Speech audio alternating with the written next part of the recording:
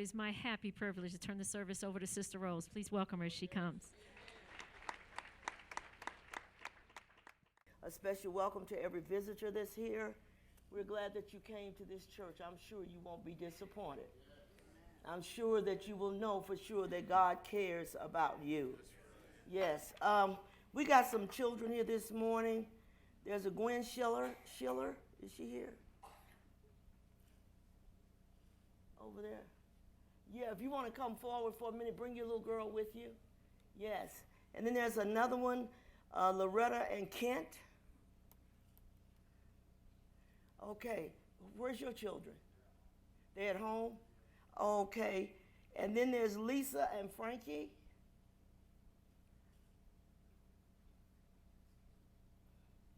So how many do you have? 3? No, you got 2 back there, so a total of 5. Okay. I'm glad you came this morning.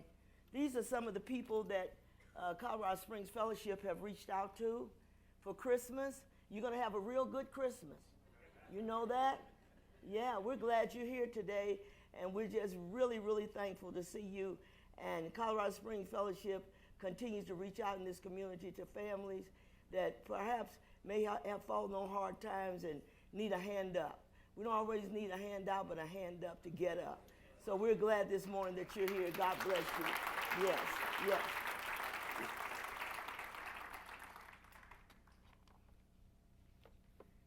Yes, this is Christmas Sunday. I wish Christmas had fallen on this day. It had not. So I'm going to be preaching to you in just a little bit here from St. Matthew, the 27th chapter. Father, we're grateful this morning for your blessings and for all that you've done for us. It's a privilege for us to be in your house today. I pray that you would reach out and touch the lives of your people, that you would minister to every person. I pray, God, that your divine and perfect will would be done. Bring every spirit that's not like you under subjection, and let your divine will be done in this place this morning, and bless your people in a special way as only you know how. In Jesus' name we pray. Amen and amen. Yes, I'm in the 27th chapter of St. Matthew and the 22nd verse. Pilate said unto them, what shall I do then with Jesus, which is called Christ? They all say unto him, let him be crucified. And the governor said, why? What evil hath he done? But they cried out the more, saying, let him be crucified. When Pilate saw that he could prevail nothing, but that rather a tumult was made, he took water and washed his hands before the multitude, saying, I am innocent of the blood of this just person. See you to it. Then answered all the people and said, his blood be on us and on our children. I want to preach a little bit to you this morning. I think it's so important.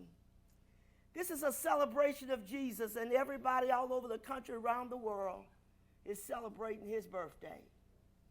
But I think the thing that stood out to me is that we understand that he came, but now we're trying to figure out what you're going to do with him. What are you going to do with him? After he sent his son to give his life for us, he was born at a certain time, and he went on to be the person, to fulfill the purpose that which he came for, and that was to go to the cross. So if you're sitting here this morning, you looking around and trying to figure it all out, and we get caught up with the holidays, and we get to celebrating this and celebrating that, I think we forget about what are we going to do about it. So every person has an opinion of who he is. Every person. They're saying more or less. Some say, well, I don't know really who he is. You need to get to know him. He's the person that you want to get to know and spend your life with. And so as I look at this, I'm thinking when Jesus asked some of the disciples, who do you say I am? Thou art the Christ, Peter said, the Son of the living God. But you just can't know him by name. Excuse me. You just can't know him by name. You got to know, what does he do for you? And better than that, what do you do for him? Yes. So every person must answer that question. What do you do with him? What are you doing with him today in your life? What are you doing? You said, well, I don't really serve him. That's what he came for you to serve him. And quit viewing it as I'm just one of those people that really not into God, not into church. Excuse me for a minute. So then I'm saying, I've got to make a decision at some point in time in my life. What am I doing with the one who gave so much for me? For God so loved the world that he gave his only begotten son. Everything he had, he sent it for you and for me. I chose long time ago, I'm not going to let your coming be in vain on my part. And I wonder, are you looking at your life thinking the same thing? What am I going to do with him? You said, well, I'm young and I got a lot of living to do and all this. You can't make it without God anyway. I don't care how young you are. You're going to need him to get you through life every day. You're going to need this person that you can go to in time of crisis. You're going to need him when everything is going well. You're going to need him. There's no getting around that. So may I ask the question to you this morning again and again through this message? What are you planning to do? When you leave from here today, I hope that it's settled in your heart and your mind that I have got to give my life to Jesus. He gave his life for us. If he was willing to die for us, are we not willing to say, I'll serve you? I think that we should. Well, at some point in time in your life, you're going to answer this question. It's the inescapable question for every person. You may try to get around it. You may try to act like, well, I don't know what it is, and I really don't give it much thought. You're going to have to give it some thought. Because every person in this building this morning is going to die. And you are going to wish that you had given him some time.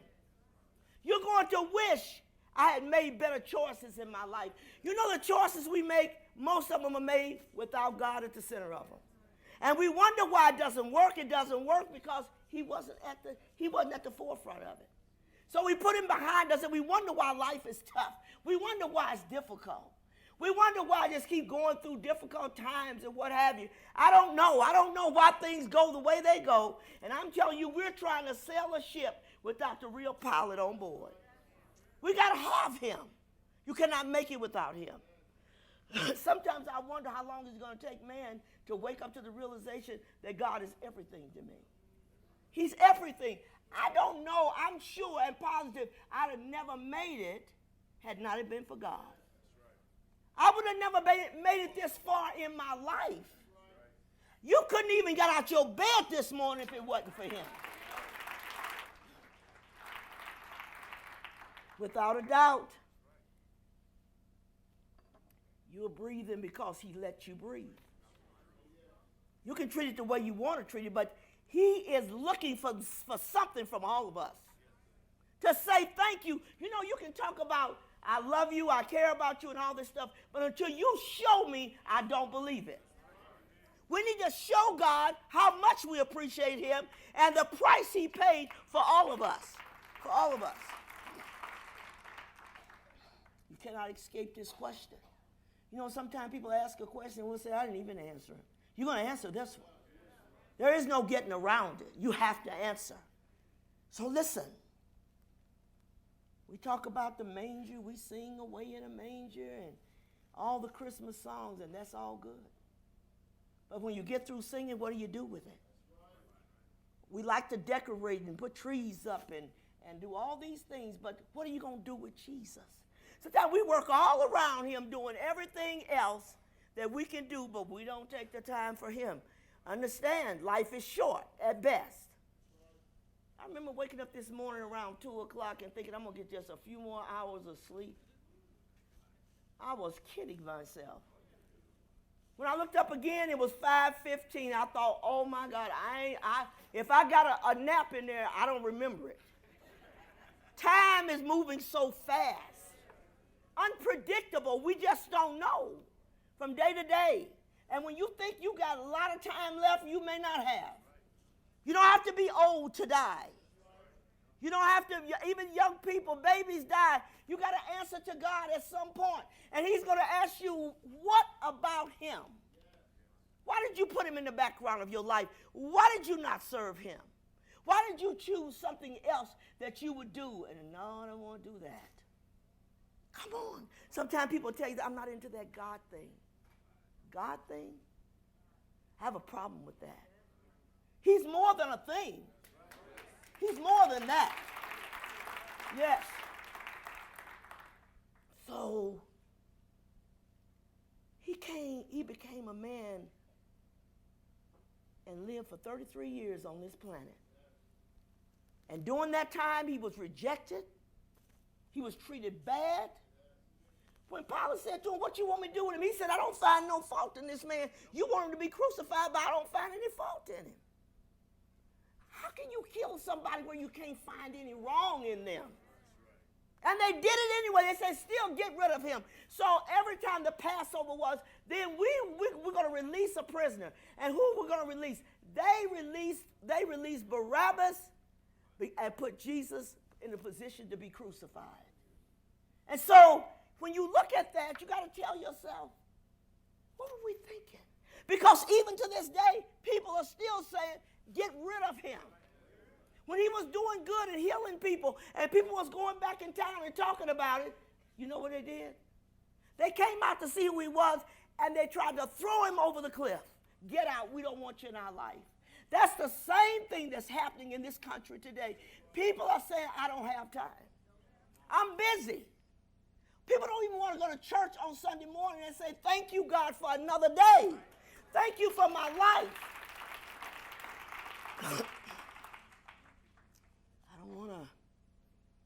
My brother told me one time, my oldest brother, he's passed away since then, but I talked to him about his soul, and he said, Rose, I don't have time.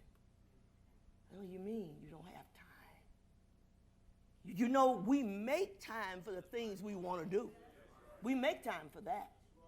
But stop and think for a moment. You don't have time for the one who gave his life for you?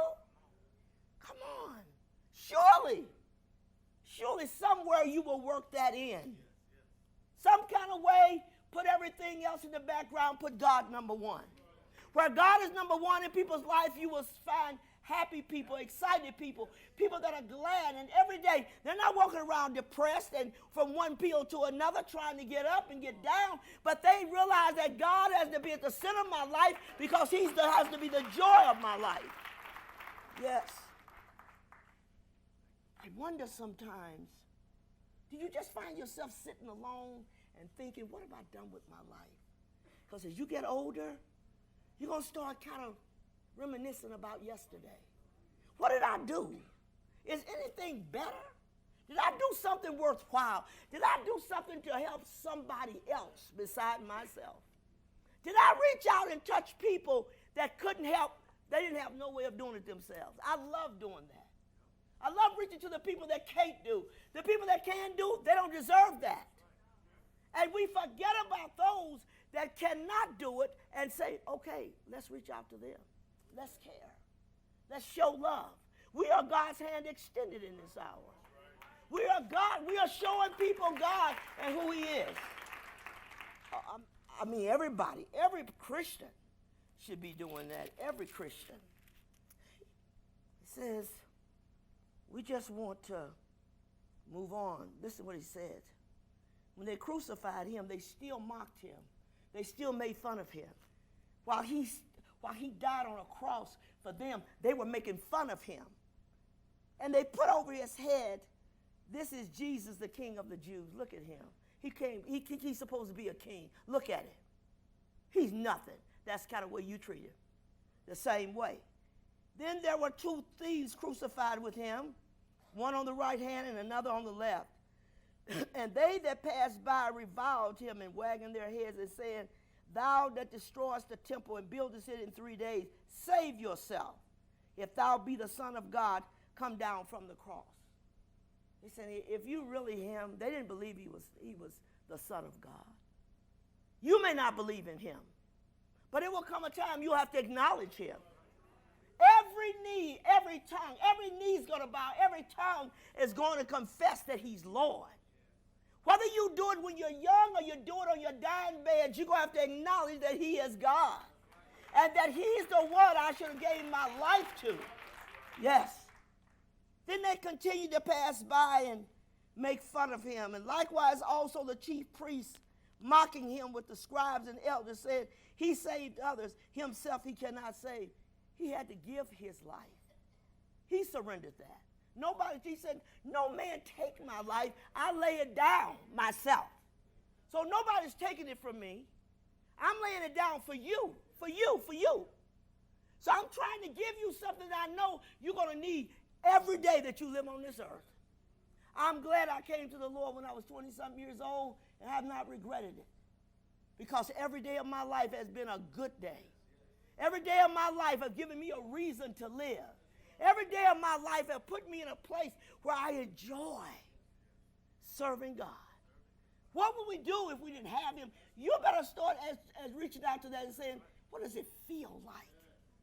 What does it feel like? We always try to portray God as a negative. He's not a negative. Nobody wants to do all that stuff. He's bigger than that. He's not a negative. They say, well, he saved other people, let him save himself. He could have. But he sacrificed his life so you would have a life. That's what he did. He gave up something for us. We should have been the one on that cross. We should have been the one who was given our life. But rather, he took our place and gave us a chance. And look at man today. He continues to look the other direction. You know what they want to do? They want to blame God for every negative thing on the planet. If God is all that, then why are people starving to death? Because a lot of people that got money won't feed them. That's why. Has nothing to do with God. So if God is really up there, why don't this happen and why don't that happen? You can't call God in question. We're calling you in question about what you're doing. So I'm just going to look at the situation and say, well, if God really cares about people, how did he let all the stuff in the world go on? Get a grip. The stuff in the world that's going on is because people choose not to serve God. That's why we see so much violence and people being killed and all these things. That's why we see that. It has nothing to do with God because he's made a way out for us that we didn't have to take that road, but we took it anyway. We took it anyway. Yes. And it says, go on further to say, come down from the cross and then we'll believe you. How many people say, well, if God do this or do that, maybe I'll believe in God. He don't have to do anything. He's done it all for you and for me. And what more do you want from him? He's waiting for you to make the first move. You won't even move toward God. People come to church around Christmas and Easter and for holidays. Let me ask you this. Would you ask your husband or your wife a question if they showed up at the house on Easter and Christmas? So where you been all this time? Somewhere they shouldn't have been. They wasn't with you. Well, you got to stop for a minute and think, how does God feel? You don't come, you don't give him any time. You're just going on, and you show up every now and then to say, well, I think I'll go to church this morning. Most of us, as a whole, were raised in churches. But once we become of age and we think we're our own boss, we don't feel like we need to do that. I was there too. When I first left home, I thought, I'm not going to church. My grandmother raised us up in church, made us go to services, prayer meeting. I'm thinking, what am I doing here? I mean, you got me sit up in church. I'm not a Christian. At the end of the day, I didn't want to be one. I thought, I just want to be free, get out and find out what the world is about, I said with my stupid self. You get out there and you're going to learn what the world is really about. I learned the things my grandmother had been telling me all the time was true. That's what I learned. Yeah. She said, honey, I said to her one time, I want a boyfriend. What do you want with a boyfriend? Everybody else got one. You're not going to have one. And I thought, you just give me a chance to become grown. I'm going to have a boyfriend. It didn't take me very long to find out they were nothing but trouble. A short time, I learned that. Nobody was there to say, look, no, I heard it all my life, and now I'm looking at it and thinking, oh, no, this is not so good. So everybody wants to get to be 21. I want to get grown. Now, teenagers, I want to get out of here. Live my own life. You're going to wake up and realize your life that you've chosen is not the best one. But if you include God in it, if you move toward him, I had to learn the hard way. You don't have to continue down this path. When are you going to make an exit and say, I need to change, I need to get off of this road and get on the right road that everything is being done right, not wrong? How important is that? See? Then they say he trusted in God, let him deliver him. If he will have him, for he said, I'm the Son of God. We don't believe it. Come a time, you're going to believe it. Because all through your life, it's going to manifest itself here and there, all through your entire life. Saying, you know what? I wish I'd have done things different. You know what? I can't think of anything that's worse in life than living a life and come to the end of it and have nothing but regret, regret, regret. And looking back at all the stupid things that you did, making the wrong decision, hooking up with the wrong people, and you're thinking, oh, if I could do it over, and you don't have but one time. You can't do it over. You can't fix yesterday. If yesterday is messed up, you can't fix it. But I'm telling you this morning, if you really want to make it right, you can make it right with God. You can make it right. He said, when he was hanging on the cross and he spoke in tongues, it says, my God, why hast thou forsaken me? And some of them that stood there when they heard that said, this man calleth for Elias. And they said, straightway one of them ran and took a sponge, filled it with vinegar, and put it on a reed and gave it to him to drink, because he's hanging on the cross, he's dying, he's suffering, he's in anguish.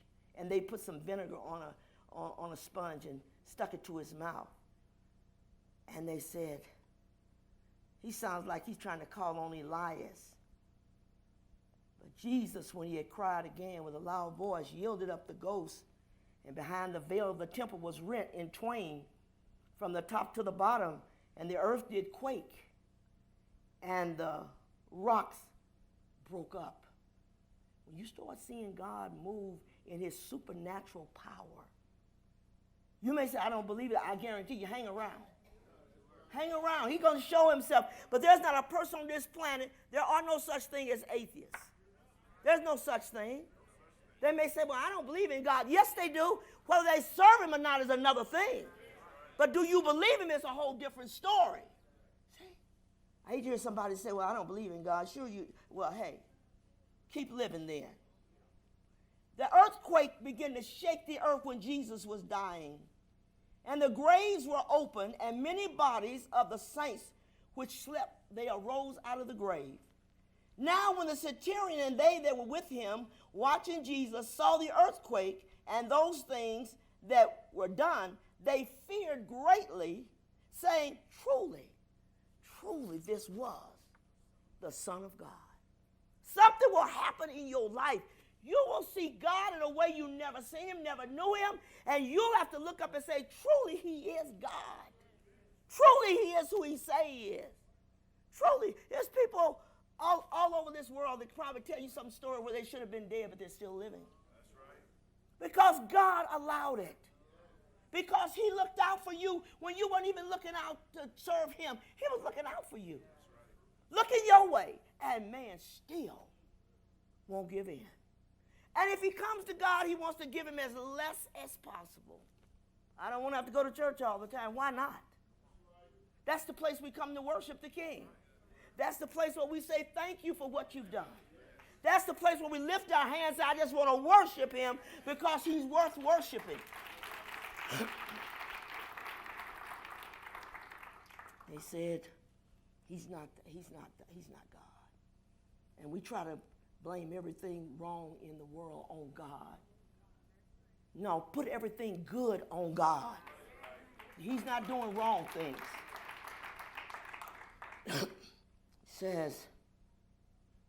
He said he was going to rise the third day. Let's fix that so he can't get out. We don't believe he got any power. It says, now the next day followed the day of the preparation. The chief priests and Pharisees came together unto Pilate, saying, Sir, we remembered that deceiver saying while he was alive, after 3 days, I'm going to rise again. Yes, what he said, he going to get up. We don't want to be bothered with him. We crucified him. We got rid of him. We don't want him back in our life. Now he's telling us he's going to rise on the third day. Fix it where he can't come out. You can't stop God. I don't care who you are. You're not big enough. It's impossible. But listen what happened. He said, and so they said, command therefore that the sepulchre be made sure until the third day, lest his disciples come by night and steal him away and say unto the people, he is risen from the dead, so the last error shall be worse than the first. And Pilate said unto them, you have a watch, go your way and make it sure that he can't get out. Make it sure that he said he was going to rise, but secure it. Put guards around it. Seal the tomb. You can't stop God. Said, so they went and made the sepulchre sure, sealing the stone and setting a watch. Listen. But behold, there was an earthquake. For the angel of the Lord descended from heaven and came and relied and rolled back the stone from the door and sat upon it. His countenance was like lightning, his raiment white as snow. And for fear of him, the keepers did shake and became as dead men. So the folks that said, fix the thing. So you're going to be put there so you can watch over. Don't let him get out. They became so afraid of what they saw. Because now God is showing himself who he is. Take a look. Take a look. You can say what you want. The disasters that happen in our country sometimes, God is trying to say, I'm trying to get your attention. Listen to me. Listen to me. Isn't it tragic that we only cry out to God when something is wrong? We didn't want to do nothing with him prior to that. But the minute something goes wrong in our life, we want God to, Lord, I just want to do the right thing. Would you please help me? All of a sudden, we want God. Then when it's over, we go back to our old path. See? So now, he rose up from the grave and came out. Well, they went back and said they scared to death because he escaped. I thought you made it sure. I thought you fixed it. Did. I thought the guards were there. They were. But nobody is big enough to stop God. What he said he'll do it. Every promise he ever made to us, he's kept it. Every promise. How many times you in your own life have heard people make promises to you, but they never keep them? We fall out with friends and family and people who promised to do something and wouldn't do it. Now you're looking at God, said, I made you a promise and I'm going to keep it. You can't go back on the word of God. He already said, this is what it is. He got up and went into the city and they saw him. Now he said all the time he's going to do this. He's telling you all the time, if you don't make me at the center of your life, you're not going to have a life. Because I came that you might have life and have it more abundantly. That's why I came. So that you could live. People live their whole lives, come to the end, and if they had to point to something, they would show you, I've accomplished nothing in my life. Did you make a difference? Did you touch somebody's life? Were you God's hand extended? Were you the light that shines from the hill because of who God is? We need more people that's for real, not people talking about I'm a Christian and go to church every now and then and continue to live their lives the same. You're not a Christian. Christianity means my life changes. I'm not the same person that I used to be. I love God now. I want to go to church. David said, I was glad when they said unto me, let's go, let's go. Where? To the house of God. Yes. Listen, I don't want anybody to die and go to hell. But I'm fully aware some of them are going to go there. He was hated. Maybe you talk with others about God at some point in time, but you still don't want him to reign in your life. Somebody's going to be on the throne in your life. You make a decision. Who's reigning? You? Who's reigning? Some other person? Who's reigning? Your career? Your life somewhere else? What's in charge? And the thing that reigns in our life is the thing that's going to control us. The thing that leads us down the wrong path. Make us do things we ought not do. Say things we shouldn't say. Be careful how you speak, for God is listening to every word. I don't want that. That's not for me. I'll tell you about a story of a girl at home. Her father was a very wealthy businessman. And his daughter happened to go to a church. And she gave her heart to the Lord. And she came back. And he said, "Where have you been?" She said, "I went to that church and I accepted God in my life." And she said, "Daddy, I'm different. I'm different. God changed my life tonight." He said, "You can't do that." He said, "You can't do that." He said, "I'm a well-known businessman in this town. What is it going to look like that my daughter went down to that church and you're down there with those people that's shouting and carrying on? I don't want to be embarrassed," he said. "You can't do it."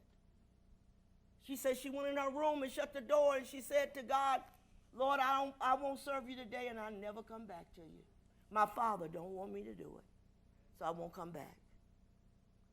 Right after that, she went to school one day and she got really, really sick. She came, they brought her home from school because she's real sick. They didn't know what was wrong with her. And they put her in a bed in her room, and her dad went in there, and this is what he said. "Honey, pray." She said, "Dad, don't tell me that. The day you told me I could never do it, I could never serve God. You're a businessman. You have your reputation to think about." She said, "I went in my room and promised God I'd never serve him or pray to him again." She said, "I can't pray, Daddy. You told me not to pray." Pretty soon, as she lay in that bed, she began to die and gradually leave this world. But before she did, she said to her daddy, "Could you please get me some water? Daddy, get me some water." And he went to get the water. When she come back, she said, "Pull me up out of the bed, Dad. My feet feel like they're in the flames of hell. Pull me up, Daddy.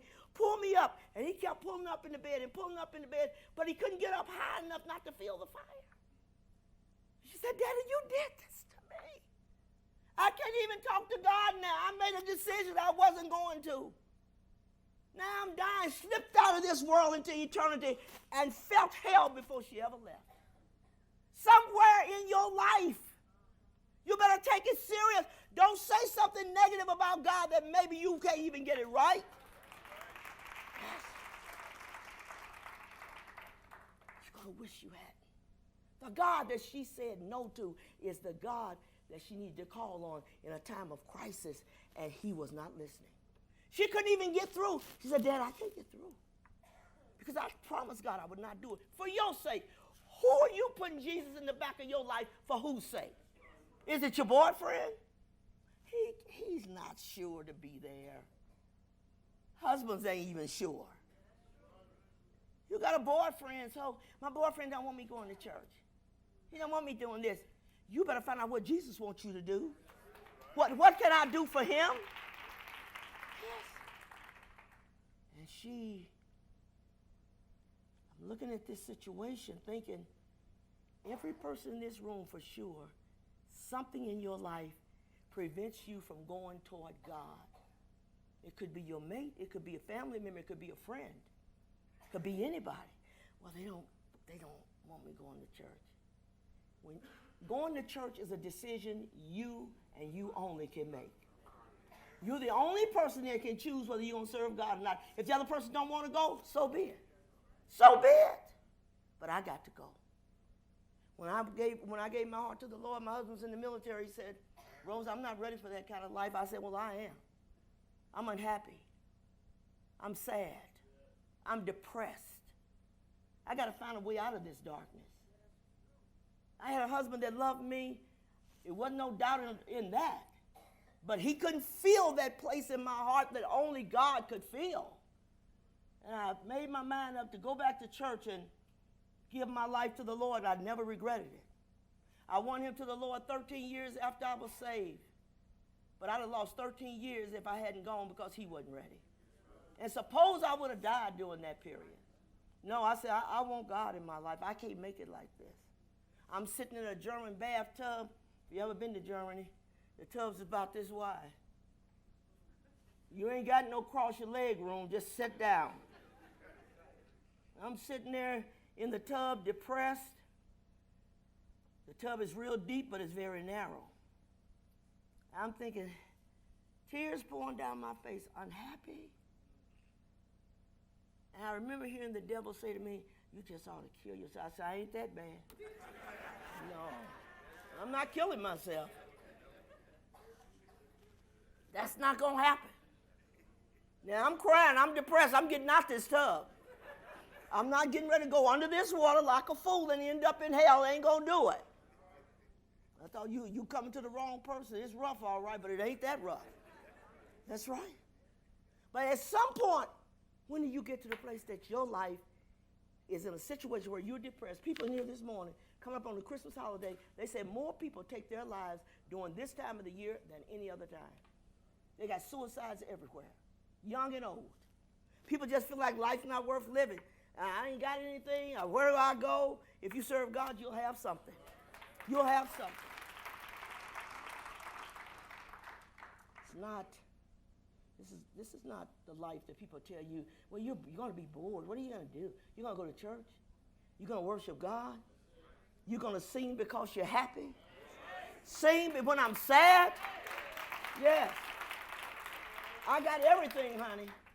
While you sitting over there sad and feeling sorry for yourself and won't get out to bed and won't take a bath, stinking up everything and looking like I don't know what because I'm just not in the mood today. Really?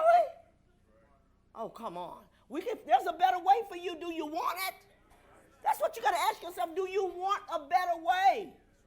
Yes, I needed a better way. I did that 53 years ago. I never regretted it. To this day, I spend my life trying to bring what people need in their lives, and that's Jesus. That's going to make the difference in your life. He can change everything. I don't know. I don't think I'm ever going to be any better. You know, people that say that usually kill themselves. My grandson's massage therapist, she was a young girl. She got married for about 10 months. She had a baby. They was calling her one day to try to see why she was running late. She was dead. In her early 30s, checked into a hotel in Denver and killed herself. She said, life is not the same since I had the baby. I don't buy this postpartum a depression. I call that demon depression. Nobody but the devil. But I thought, with all due respect, black mothers hardly ever get postpartum. We are so glad we got that baby out. Honey, we're having a good time. Thank God that 9 months is over. We ain't got no depression. We are happier than ever. We done freed ourselves from this load. And I hear people with postpartum, most of the time they're of another nationality, not us. And you know, a black person can be going through all kinds of stuff, hitting it on every side, don't know how he's going to eat tomorrow. He can always find him something to eat, though, no matter what. So he's going through all these changes. But you know what I said, man? You know, have you, at times you just wanted to kill yourself? Man, it ain't that bad. I may not have nothing but a chicken leg today, but I'm going to eat that and move on tomorrow. I'm not taking my life. The devil plagues people's lives and tells them you ought to kill yourself. He doesn't let you see that on the other side, when you stop and make that last breath, hell is over there. Nobody kills themselves to go to heaven. Nobody. Suicide, that's not a thing that takes you to heaven. You serve God, you ain't going to I want to live whatever little time I got here. But I look forward to the day I go home to be with the Lord. You know, I say, I don't want to, honey, I'm not ready to die. You're right. You're not. But if you live right every day, you're going to be ready to go back with him when he comes. This is not a dreadful day. This is a happy day.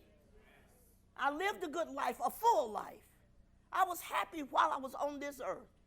I'm going to be even happier when I get to heaven. There's something good to look forward to. What do you got to look forward to? You wake up in the morning and say, it's another day. Nothing works around here. It's the same old thing, the same old thing. You can change that. With God, everything is new. Everything is new. There are no such thing as being bored and tired and beat out. Ain't no such thing. See? We got to say to ourselves, what am I doing with my life? I don't care how old you are in this place this morning, whether you're young, middle-aged, or old, whichever. Rest assured, life only worth living if Jesus is in it. Only. They challenge his divinity on a constant.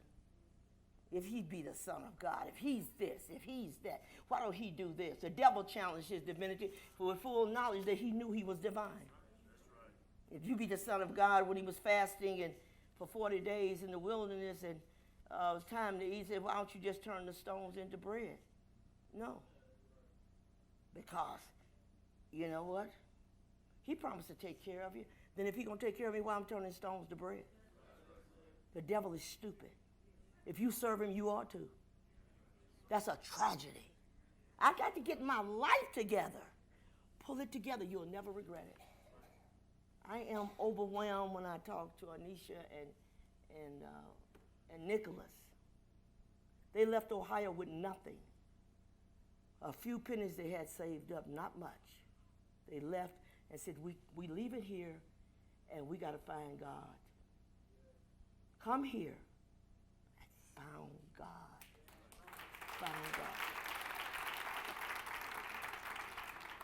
I remember the first time I talked to them, I was sad when they began to tell me about the things they'd gone through when they got here, and homeless and sometimes barely enough to eat, no place you could really call home.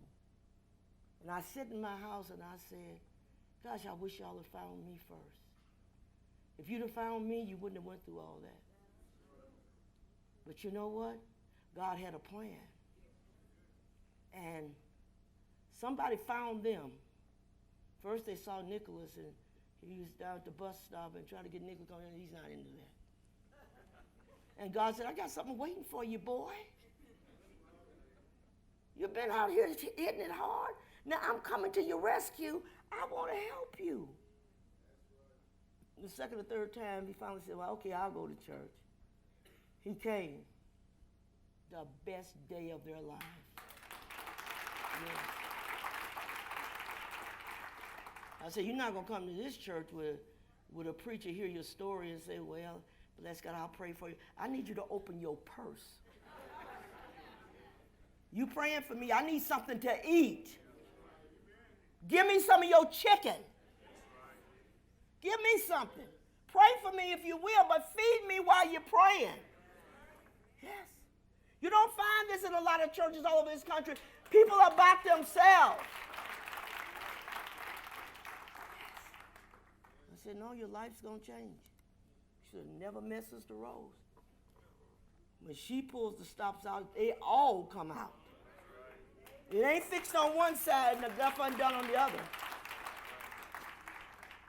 They told me about all the people that they went throughout this city and giving them Christmas and buying their Christmas trees for them and buying the kids gifts that they wanted, and even bought the wrapping paper for wrapping the gifts and everything. I didn't see any of these people except a few that's here this morning. But you know what? I was on cloud 9. Wow. Wow. Somebody's going to have a good Christmas because we got up, went in the community, and quite talking about it, but do something. Do something. Show who God is. We are his hand extended to a generation. What are we doing with it? By nature, man is very selfish, very self-oriented. It's all about themselves, what I got. They never think about the other people out there. I told the story about the lady that came up to see the house for Christmas, and I don't know her. How do you have to know somebody to show love? You don't have to. And she left a note on my car in the driveway, and the note says, I bet you these lights cost an awful lot of money. She said, I can't even give my 2 kids one gift. And my daughter called me and said, Mama, you got a note on the car. I said, what does it say? She told me, I said, is it a phone number on there? I said, yeah, give it to me. I called this lady, and I said, honey, I got your note that was left on the car. I said, you know what? The lights are not just about lights. If you don't have a big enough light, nobody comes to see Jesus. Nobody comes to get the message. I said, that's what it's about. It's not about, I want to be bigger than the neighbors. No, this is about if the message is in lights, if the message is big enough, somebody's going to come and see it. So all around the house, it's messages on the fence, and everywhere, messages. And I said, so how old are your children? She told me. I said, why don't I give them a Christmas, honey? And she got real quiet. And she said, you would do that for me? I said, yes. Yes. So I got with her. I had my daughter or somebody go with her, buy all the toys for the kids for Christmas. She was living in a hotel because her utilities got cut off, and she couldn't get back to the house because it was too cold. And I said, well, you don't have Christmas in a hotel. How much is your utility bill? She said, $900 and some dollars. I said, we'll pay for it, so you can go home with your kids and really have Christmas. She said, you do that for me? Yes. All this was done in a moment for a girl saying, making her need known that I can't even buy my 2 kids a gift. Yes, you're going to buy them something. It's got to get in the hearts of Christians to represent God enough that other people say, if that God makes you do that, I want him. I want him in my life. He makes all the difference in the world. I'm trying to get you to understand, if you're having a difficult time, come on, go with God.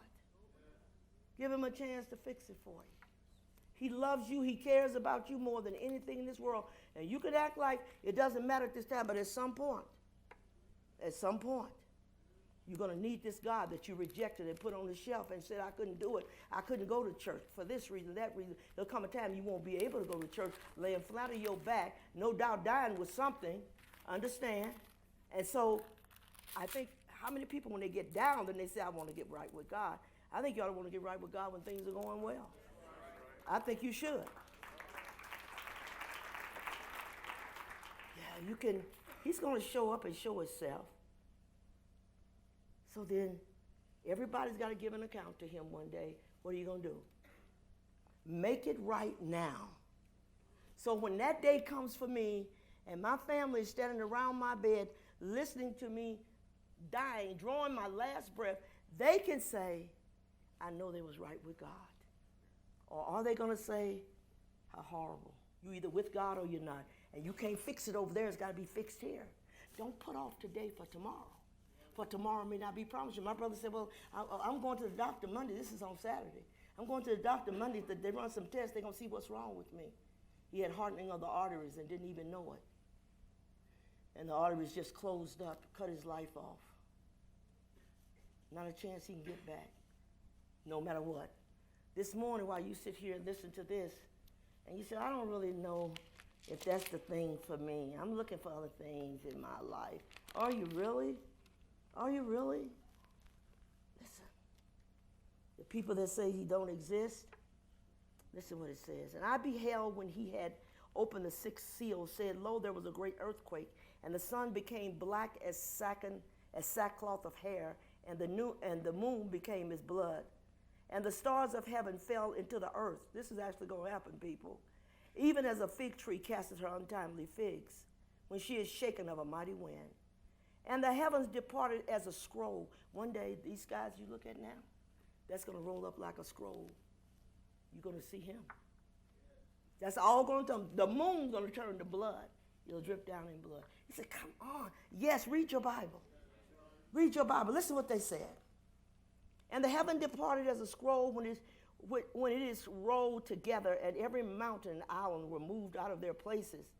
And the kings of the earth, and the great men, and the rich men, and the chief captains, and the mighty men, and every bondman and every free man hid themselves in the dens and in the rocks of the mountains, and said to the mountains and rocks, fall on us and hide us from the face of him that sitteth on the throne, and from the wrath of God. When you see him in that position, everything is wrath. There's no mercy. The mercy is now. But when that sky rolls back, when he comes back, the moon dripped down in blood. I mean, this is a horrible sight. You can't even imagine that. And the sky literally roll up like a scroll. And when they see him, they run. This is the God you said you didn't believe in. This is the one you say he's not really real. I don't even believe in all this stuff. You better believe in this. This is for real. For real. For the great day of his wrath is come, and who shall be able to stand? This morning, ask yourself, if he was to appear right now, would you be ready? If that suddenly took place while we're sitting here this morning, and it could happen anytime,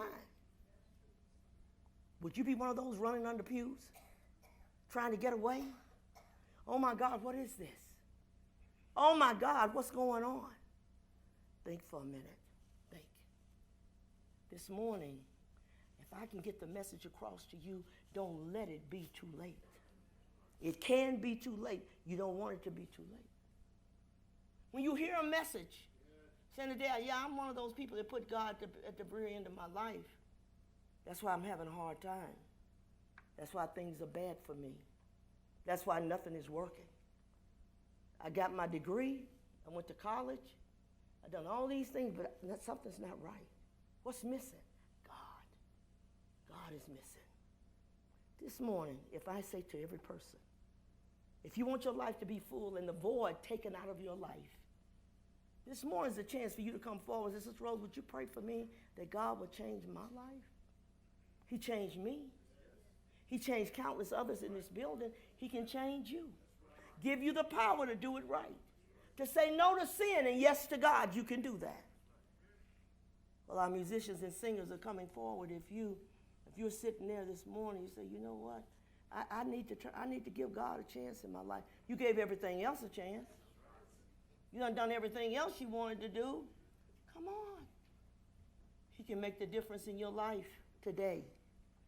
Don't buy this stuff, but it's going to take a long time. No, it doesn't. In a moment, God changed my life from the evil girl that I was. I didn't love nobody, not even myself. He changed me. Because I cried out to him. I said, God, I need help. I'm tired of living my life like this. Come on.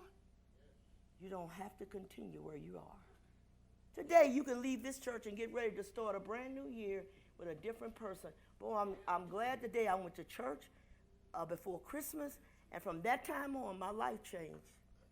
I never was the same. And when the new year comes in, you ain't somewhere getting your head bad and passing out and getting drunk, only to wake up on New Year's Day feeling like you got a ton load in your brain. You can come to church and shout. We have a good time in here, a good time, and we don't have to go home with a hangover. You can have the same thing, because you're going to be miserable. I never was a drinker. It's good I wasn't, because I was crazy enough without it. But my husband used to drink. Sometimes he'd get one drink too many.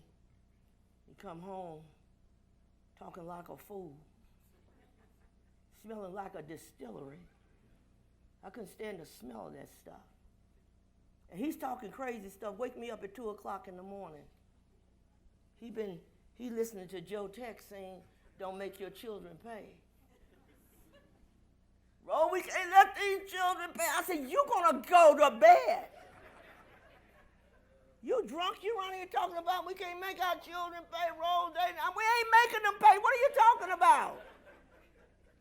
You dumb drunk? Together. You know what? A drunk man, what he says when he's drunk is how he feels when he's sober. See? Here was the drunk right here. The time he came to this church, how many years ago, Pete? 27 years ago from the Navy. He drank so much whiskey and crap until his body was swollen up like a tank. But he gave his life to God. Look at him.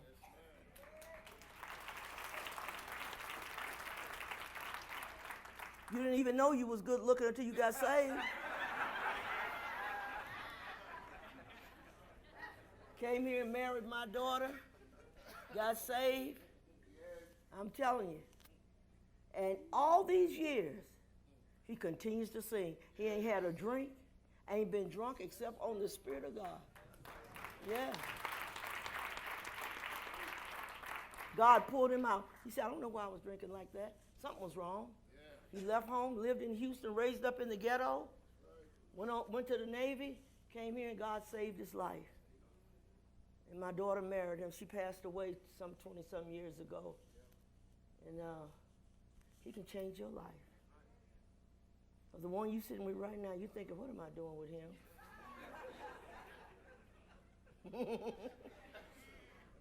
Look over at the woman and say, I never dreamed I was going to marry something like you. We don't want to ask God, Lord, what's good for me? Who should I be married to? We don't ask God nothing. When it goes wrong, you know what we say? I told the Lord, what's going on? You going on. You have to ask God, Lord, I need somebody that I'm compatible with, that I can work with, that's not going to try on this shoe and every other shoe before we get married. See? Good people don't have to try on shoes. You say, what are you talking about? I know you got that.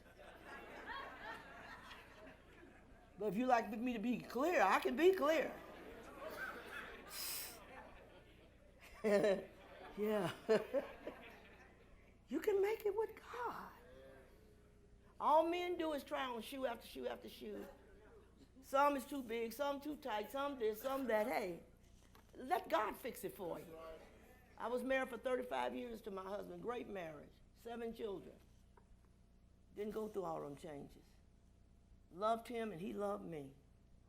And didn't nothing else matter because God was at the front of it. That's why I worked for 35 years. You ain't going to make your marriage work just because you think somebody like you. Well, he said he loved me. That don't mean nothing. They can tell you anything. You can tell some of these stories before you finally settle down and realize I've been lied to for the last 20 years. Wake up. Life is good. Only with Jesus. You can have it. If you're sitting there this morning and you want prayer, get in the prayer line. I got a line to be over here. One will be on this side with other ministers. Everybody can't get in my line. So I want to get to Sister Rose. Sometimes you can't get to Sister Rose. You may have to go over there. But we'll do our best to get you over here. Okay, but this morning you ought to give it some thought. The year's almost over. Start the new one off right with God. You can make it. There is peace at the foot of the cross. There is peace at the foot of the cross. Oh, you just lay down your burdens, lay down your way, lay down everything at the foot of the cross. Oh, yes. There is joy at the foot of the cross. Oh, yes, there is joy at the foot of the cross. Oh,